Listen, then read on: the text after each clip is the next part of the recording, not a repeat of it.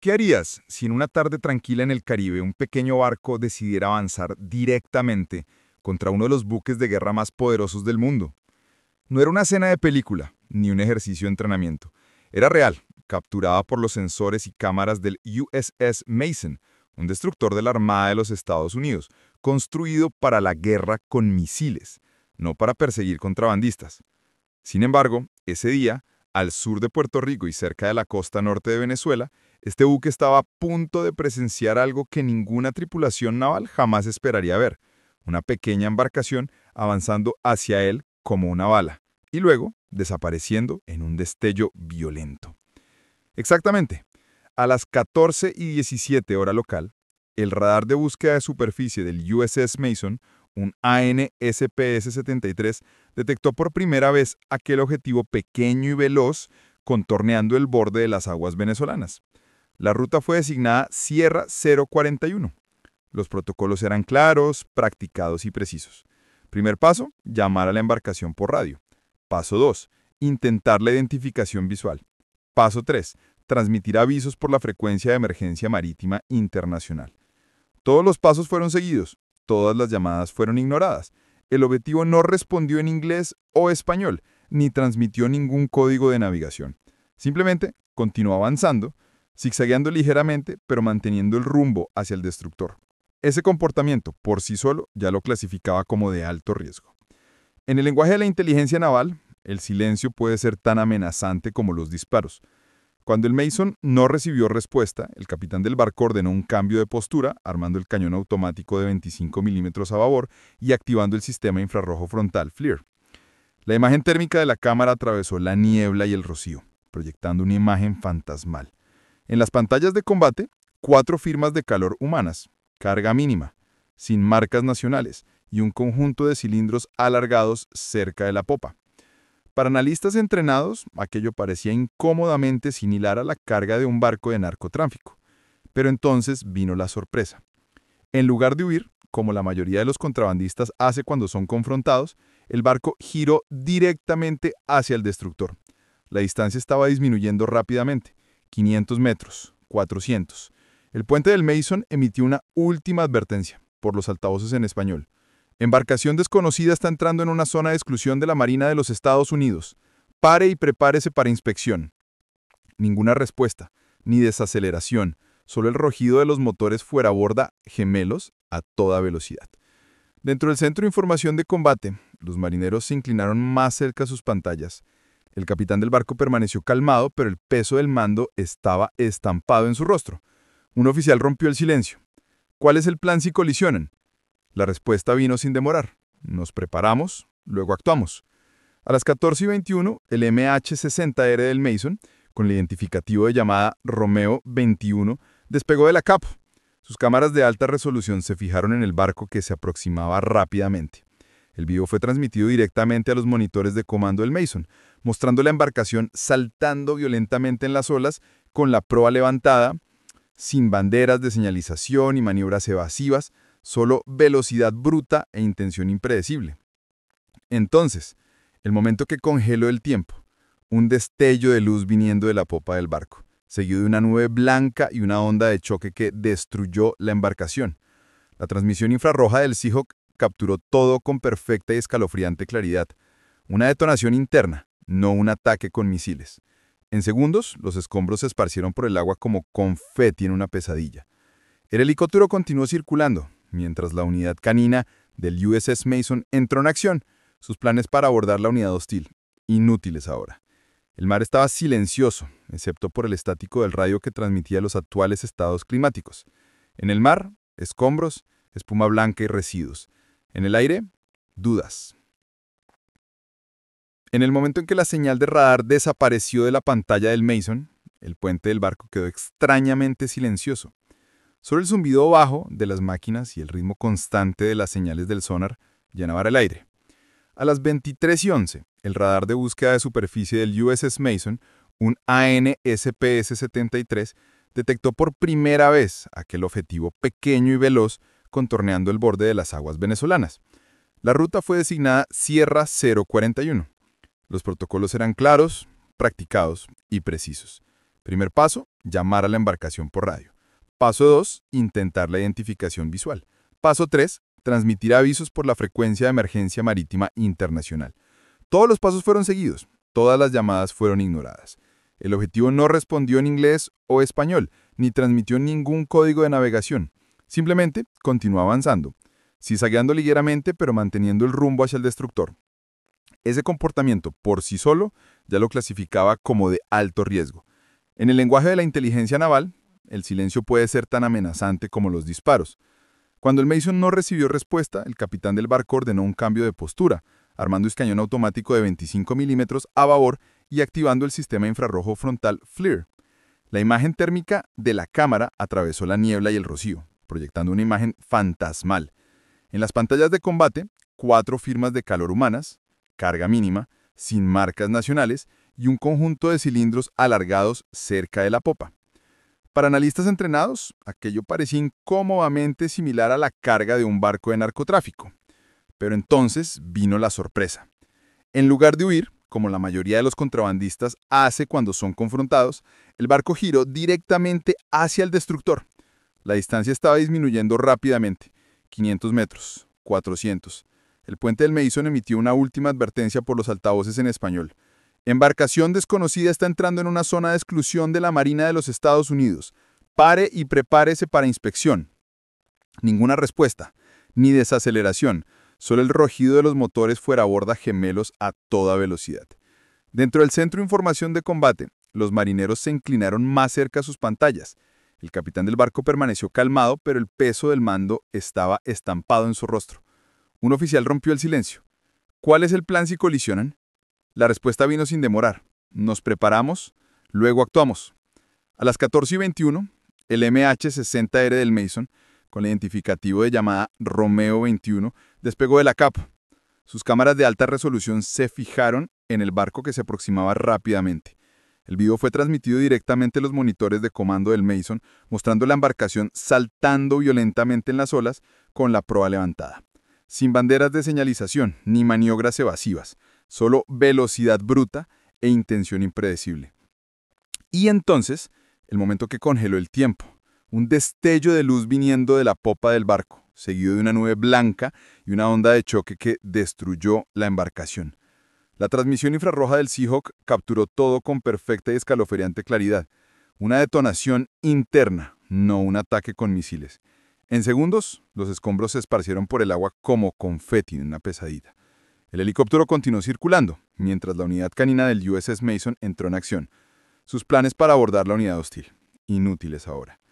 El mar estaba silencioso, excepto por el estático del radio que transmitía los actuales estados climáticos. En el mar, escombros, espuma blanca y residuos.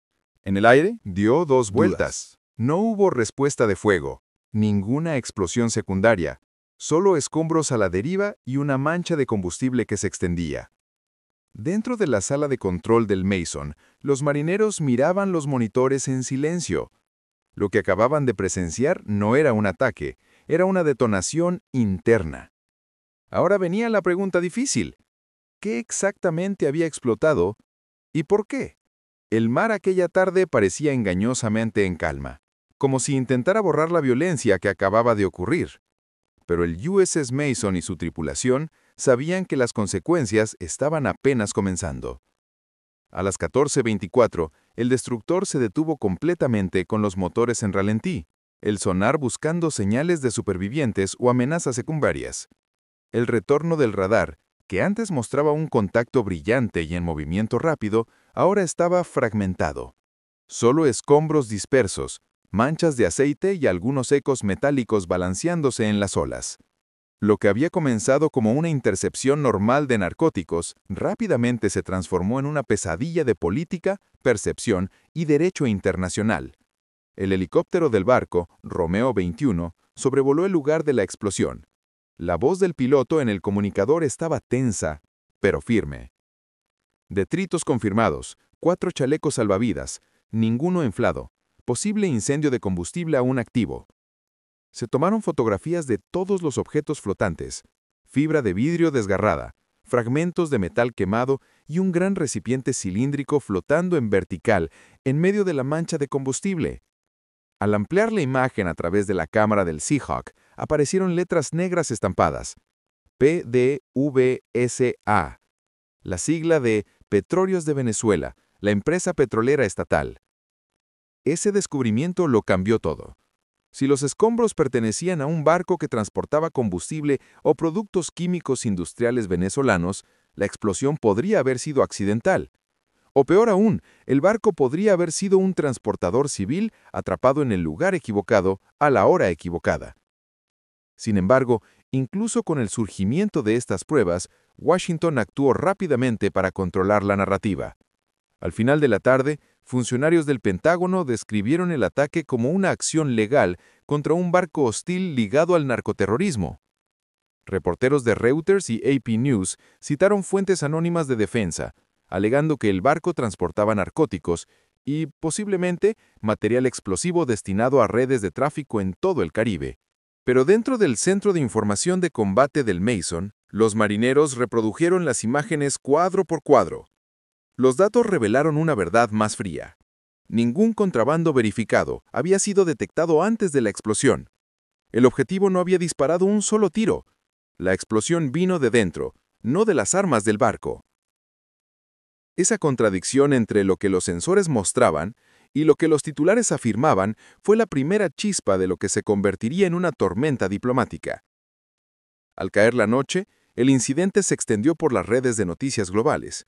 Imágenes infrarrojas granuladas salieron al aire en la CNN y la BBC, mostrando la detonación en fracciones de segundo y la nube de humo que la siguió. El Pentágono divulgó un videoclip de 20 segundos, titulado Neutralización de embarcación, sector del Caribe. Sin embargo, analistas inmediatamente señalaron lo que faltaba. Ningún rastro de misil, ningún destello de cañón, ningún desplazamiento de agua, solo un destello repentino viniendo de dentro del objetivo. A las 20:40, el Ministerio de Defensa de Venezuela salió en la televisión nacional. Frente a una imagen de la bandera venezolana, el portavoz acusó a Estados Unidos de cometer un ataque no provocado e ilegal contra una embarcación civil que operaba en aguas administradas por Venezuela. Lo llamaron un acto de piratería. En Washington, los responsables del Pentágono reforzaron la posición.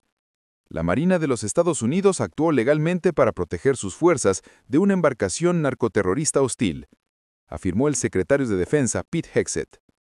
Pero entre analistas y aliados, una cuestión comenzó a dominar los titulares. ¿Estados Unidos habría destruido un barco de drogas o un transportador de combustible que llevaba el petróleo de su propio país? Al amanecer del día siguiente, la explosión en la costa de Venezuela ya había evolucionado de un trágico accidente a una crisis diplomática total. Washington la llamó una acción defensiva. Caracas la llamó un asesinato en alta mar.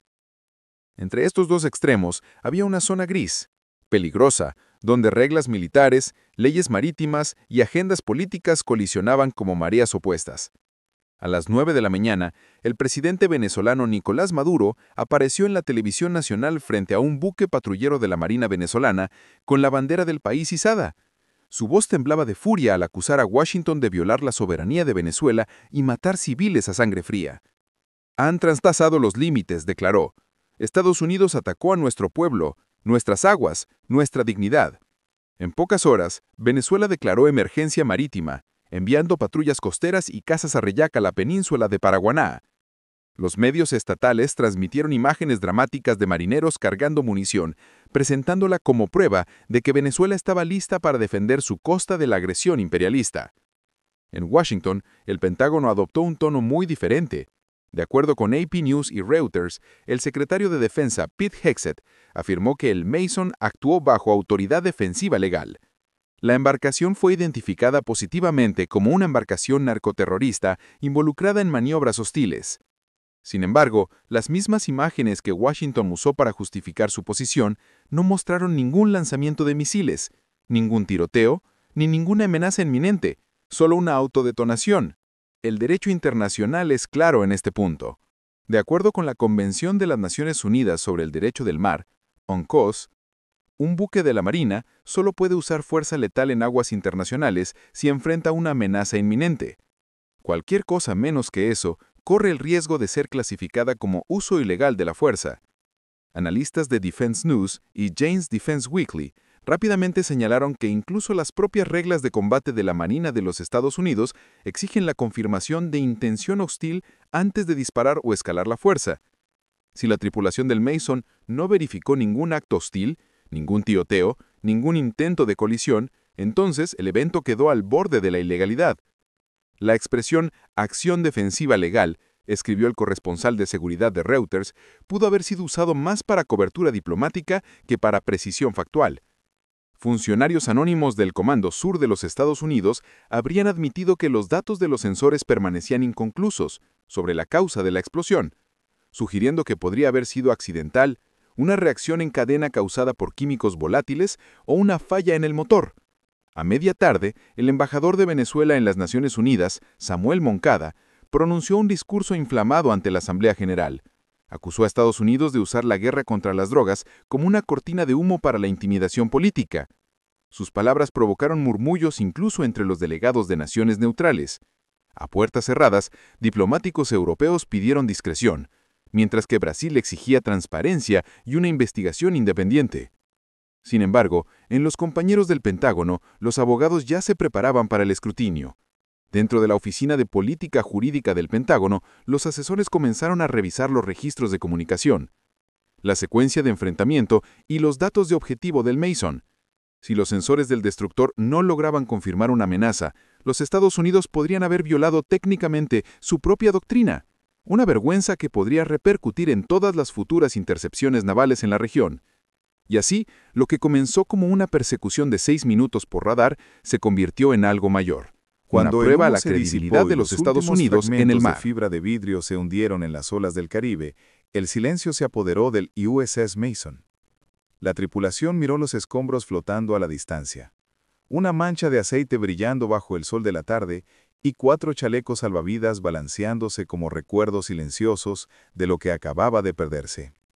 Habían entrenado para el combate, no para la tragedia. Sin embargo, lo que pesaba más en la cubierta ese día no era el miedo, sino la duda. El helicóptero Romeo 21 sobrevoló el campo de escombros una última vez, con sus sensores térmicos buscando cualquier señal de calor que pudiera indicar supervivientes. No había ninguno. El informe final del piloto llegó a través de las comunicaciones con una voz baja, casi renuente. Ningún movimiento detectado. Todos los contactos fríos. El capitán confirmó tranquilamente. Entendido. Y entonces, la grabación terminó. Para los marineros del Mason, esas palabras marcaron la frontera entre el deber y el remordimiento.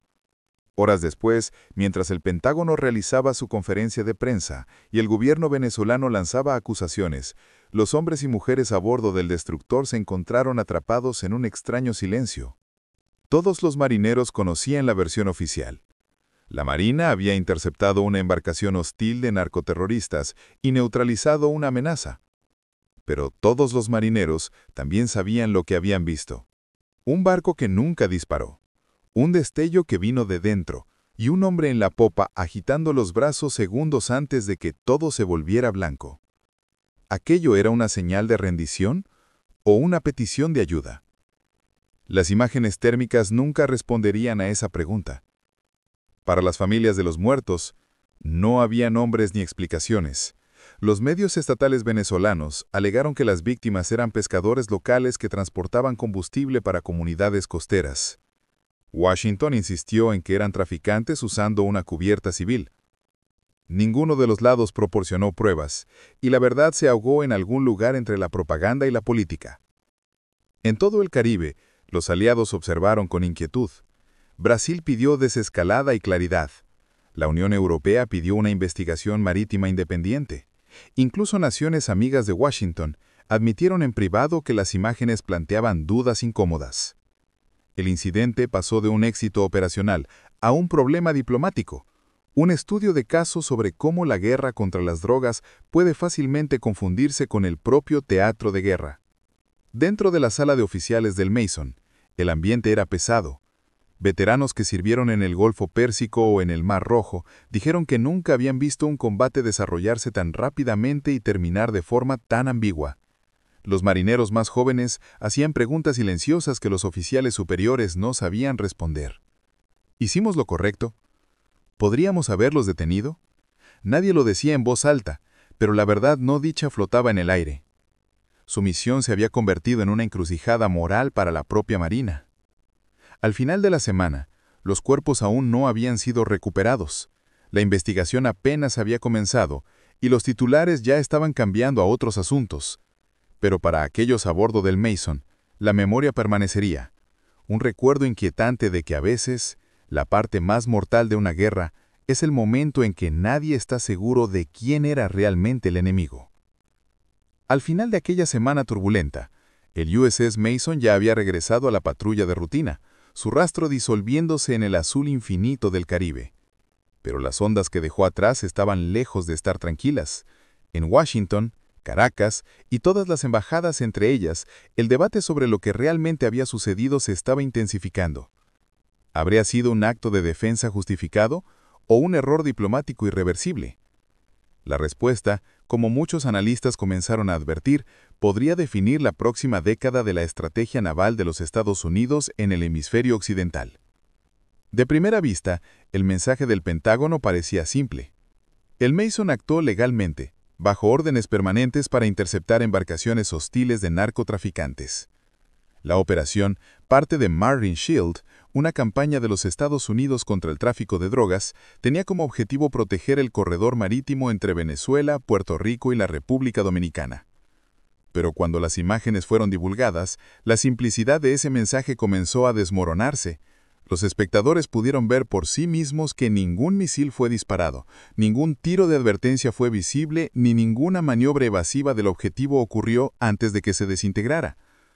Cuanto más los Estados Unidos defendían su posición, más las imágenes la contradecían. De acuerdo con Reuters, oficiales anónimos del Comando Sur de los Estados Unidos admitieron en privado que la causa de la explosión permanecía inconclusa. Podría haber sido contrabando de químicos, un motor defectuoso, o incluso autodestrucción deliberada para destruir pruebas. Pero una verdad era inevitable. Ninguna acción hostil había sido confirmada antes de la detonación. El Mason nunca disparó un tiro. Y si ese es el caso, entonces toda la base legal de la acción defensiva legítima se asienta en arena movediza. Las implicaciones van más allá de una lancha destruida. Expertos jurídicos de Jane's Defense Weekly y The Guardian señalaron que las operaciones en la zona gris, aquellas que mezclan la aplicación de la ley con la implicación militar, ahora se están expandiendo más rápido de lo que el derecho internacional puede adaptarse. Al permitir que destructores y drones ayuden en la lucha antidrogas, Washington está creando un precedente que un día podría ser usado contra sí mismo. Si una marina extranjera alegara la misma lógica al contrario, atacando un buque de los Estados Unidos que sospechara de actividad secreta, la indignación en Washington sería instantánea. Para los marineros a bordo del Mason, esos argumentos geopolíticos parecían dolorosamente distantes de la realidad que ellos habían vivido. Muchos se enlistaron en la Marina para proteger vidas, no para ver civiles morir en circunstancias ambiguas. En las salas de interrogatorio, psicólogos y capellanes se reunieron con tripulantes atormentados por la memoria de aquel destello. Algunos dijeron que se repetía en sus mentes como una película en bucle. El brillo del sol en el mar, el hombre agitando los brazos y entonces la luz blanca repentina engulléndolo todo. Mientras tanto, en Caracas, el gobierno venezolano aprovechó la tragedia como prueba de la agresión americana. La TV estatal mostró familias enlutadas y reprodujo la explosión en cámara lenta, presentándola como evidencia del imperialismo. En Washington, el evento fue reformado como otro capítulo de la interminable guerra contra las drogas. La verdad, en algún lugar entre esas narrativas, se hundía cada vez más a cada día que pasaba.